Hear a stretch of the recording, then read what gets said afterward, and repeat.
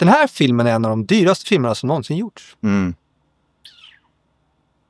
Inga fler kommentarer.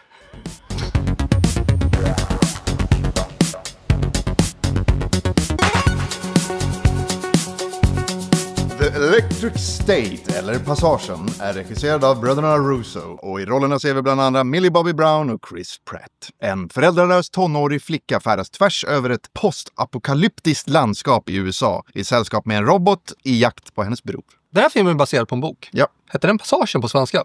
Tydligen. Ja, Passagen är inget bra namn för en bok.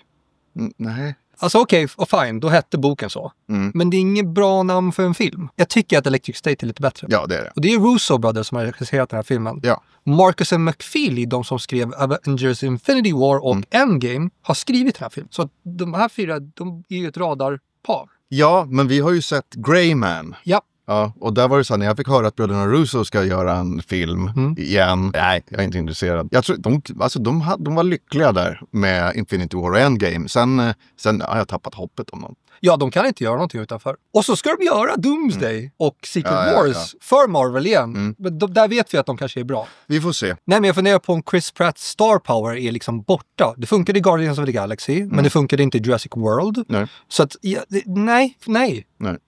Simon Stålenhag som står bakom The Graphic Novel. Jag älskar hans bilder. Ja, de är skitsnygga. Jag har till och med en av hans bilder inramade hemma i mitt vardagsrum.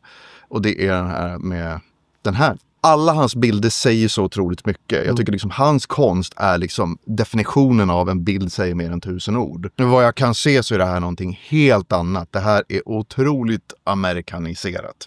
Jag läste någonstans att den här boken när den kom ut så sa NPR, det är liksom USAs Sveriges Radio om man säger så, att det var en av de bästa böckerna som hade släppts det året. Och det säger en hel del. Sen så kommer vi till det här då. Det här är precis som vilken annan äventyrskomedi som helst. I början på filmen så blev jag lite glad faktiskt. Vi såg en av våra favoriter från filmen Come On, Woody Norman. Och han spelar då Millie Bobby Browns karaktärs lillebror. Ja. Tyvärr så blir ju han bortrövad eller vad man ska kalla det för. Och de måste hitta honom under filmen och det är det filmen går ut på. Och det som då kallas för Electric State är ju då ett område där alla robotar som skapades för och som begick en revolution, de bannlystes dit och där lever de i sin lilla stad. Men det är många andra stora namn här. Det är jättemånga stora namn. Woody Harrelson gör en röst. Vi har Giancarlo Esposito. Stanley Tucci. Det är många stora namn. Det är fint att se det bara det att alltså den här filmen tyvärr den var jättetråkig och otroligt förutsägbar. Och de försöker komma åt oss med känslor och grejer men det är så